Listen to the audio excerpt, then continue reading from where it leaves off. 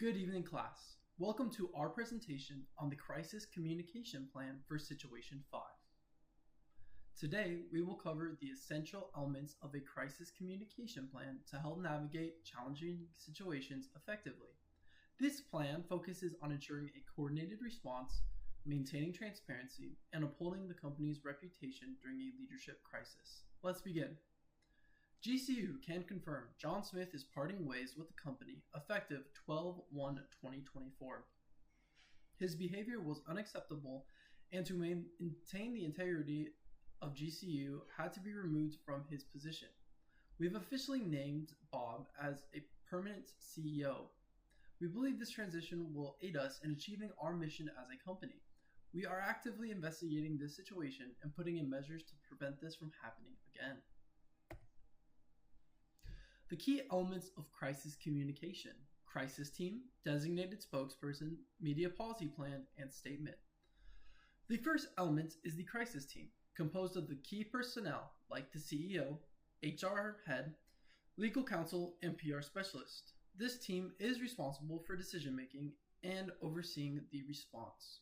Next, the designated spokesperson ensures consistent communication, and this person is trained to represent the company professionally.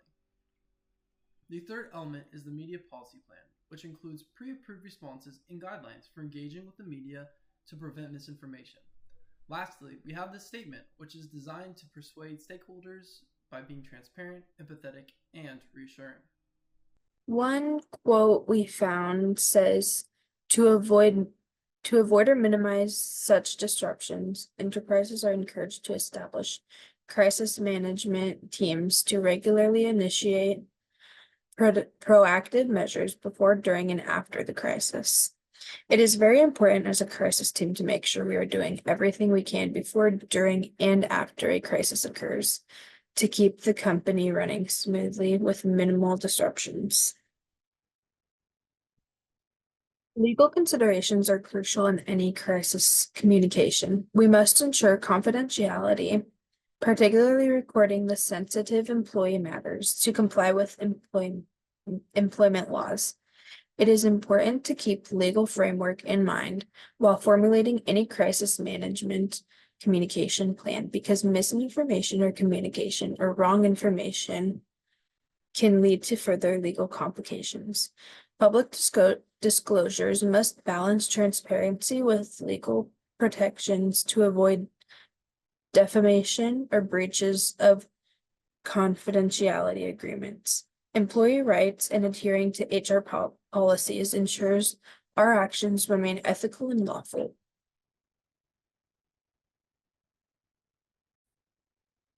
Contracts with key or certain stakeholders may be jeopardized if the new leadership is unwilling to honor these prior agreements and commitments. Employees may have issues with the new leadership's terms on severance packages and termination during this transition. Shareholders may have arguments towards the value of the new leadership and may disagree with the decision. This quote reads, "Unlike other working teams, crisis management teams have a unique role in crisis management, with the responsibility to protect the reputation of the organization. Preserving the company's reputation during a crisis is incredibly important, as there can be so much misinformation that can be spread around.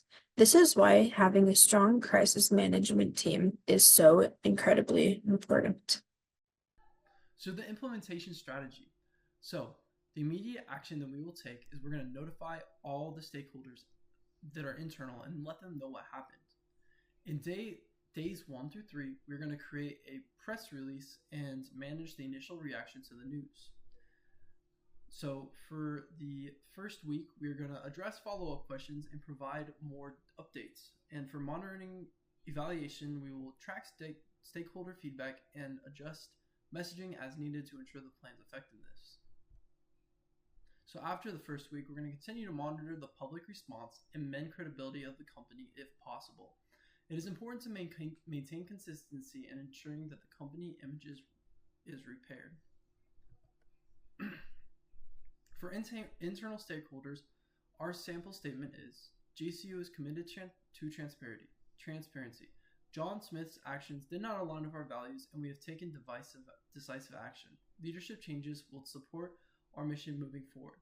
Your dedication remains vital as we navigate this transition.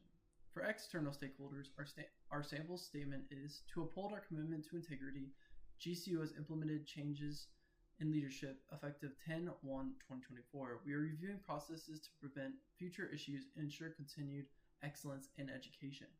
These statements, so they are tailored to reassure and maintain trust with their respective audiences, because these statements are what the internal and external stakeholders are going to see, and this is going to be their kind of look into our company to see what we are thinking and how we are taking care of this. So closing and call to action. In crisis, unity and clarity guide us to success. And then on this page, we have the team's contact info, and we have the update or the website where you can look for updates. So in closing, a unified and transparent approach is essential in crisis management. I urge our crisis team to focus on coordinated efforts and proactive solutions to uphold our reputation and values.